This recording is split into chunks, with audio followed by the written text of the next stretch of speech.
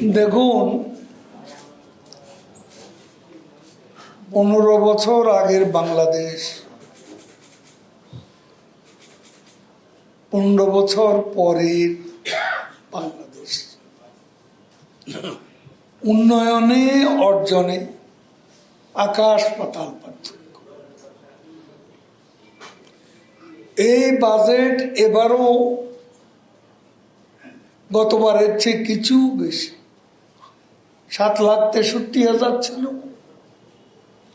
এখন 7,97,000 কোটি টাকা। সেটা আমরা বলেছি কি কারণ। দেখুন, বিএনপি আজকে বড় বড় কথা বলে, অর্থ পাচারের কথা বলে, কালো টাকার কথা বলে, দেশকে গিলিয়ে খাওয়ার কথা বলে। এখন তাদের বাজেট সর্বশেষ ছিল 68,000 কোটি টাকা। এই বাজেট তারা করতে পেরেছে। তারপরও বাজেটের আগে সাইফুর রহমানকে বিশ্বের অর্থনীতির বিভিন্ন ফোরামে, প্যারিসের কনসোর্টিয়াম বৈঠকে দৌড়াতে হয়েছিল ভিক্ষা ঝুলি নিয়ে। আমাদের সময়ে ভিক্ষার ঝুলি নিয়ে বাজেট পূর্ববর্তী সময় আমাদের কোনো অর্থমন্ত্রী বিদেশে গিয়ে ভিক্ষা চায়। তাহলে এখানে আপনি বুঝতে পারেন দেশটা কোথা থেকে কোথায় এসেছে।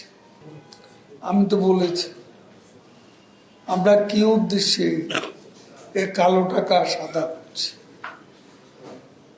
অপ্রদর্শিত অর্থ মূলধারা আনার ব্যবস্থা, ব্যাংকে আনার ব্যবস্থা করছে।